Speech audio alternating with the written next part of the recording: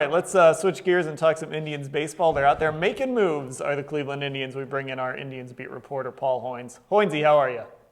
Hi, guys. Doing all right, Hoynesy. Let's start with Todd Frazier. He's going to the White Sox. What was the holdup on the Indians? Was it really, Cody Allen? I think, initially the Reds asked for, either Salazar or Cody Allen. The Indians said no, and then it kind of turned into a prospect type deal. And although the Reds never really said, okay, we got a deal, this is what we want, they made it clear that they needed Bradley Zimmer, one of the Indians' number one picks, or Clint Frazier, another number one pick, in any deal they made, and they wanted a couple other guys as well. So it just didn't seem like they could ever match up. The Indians tried to bring a third team into it, as eventually what happened with the White Sox, Dodgers, and Reds, but they just couldn't get the right pieces aligned.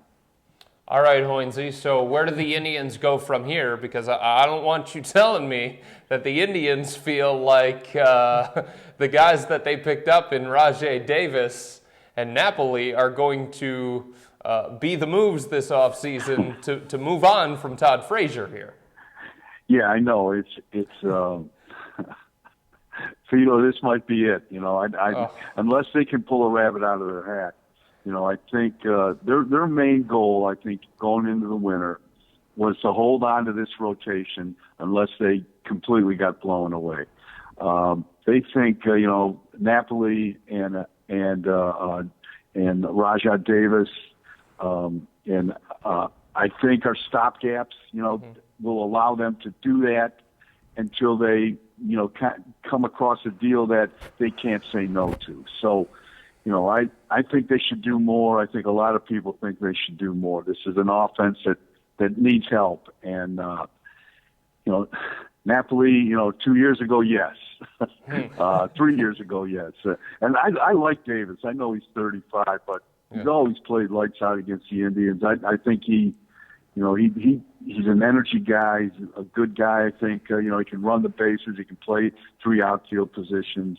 I think he's going to help, but those are obviously 1-year deals, short-term help.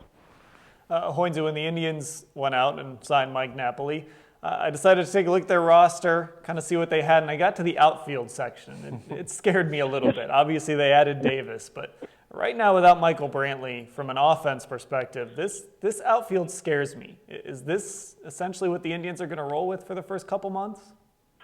Dan, right now it looks like it. It scares me too. I mean, you're talking about Abraham Almonte, Rajai Davis, Lonnie Chisenhall. You've got Sands, you've got Ramsey, you've got your Tyler Nakin. A couple kids that are on the 40-man. Maybe one of these guys, Clint Frazier or Zimmer, come up and have kind of blow the doors off of things in spring training and make the club. But still, that's not going to get you where you want to go, I don't think. You don't want to put your top guys in a position where, they've got to produce or else, right out of the gates. I think they'd rather bring those guys in during the season when they're going well at Columbus or Akron and mix them in like they've done in the past. Hoynesy, when you bring up Mike Napoli, how do the Indians view him, and what does that mean for Carlos Santana heading into this season? Well, I think it means, Carlos had better be working at first base right now down in the Dominican. If not, he's going to be the DH.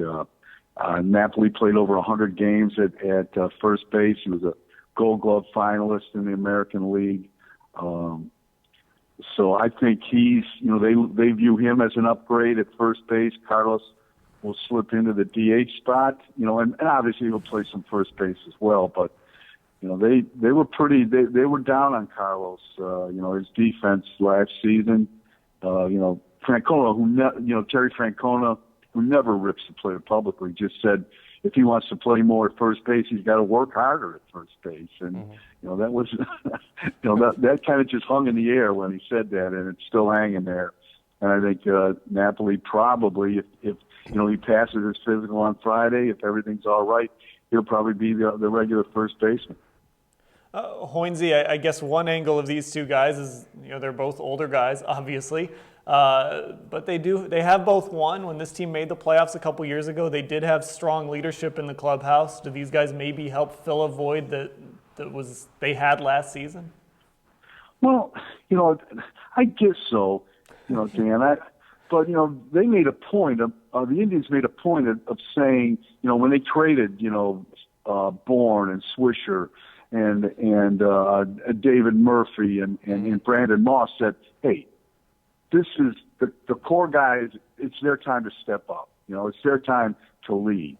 Brantley and Kipnis and Gomes and all those guys. And so, I don't think these two guys, Davis and Napoli, were brought in to lead, to bring a veteran presence. And of course they do, in a manner of speaking. But I think the Indians, Francona and the front office are looking for some leadership from the guys, the core guys that are in place here. All right, Paul Hoynes, our Indians beat reporter. Thanks for the time, Hoynesy.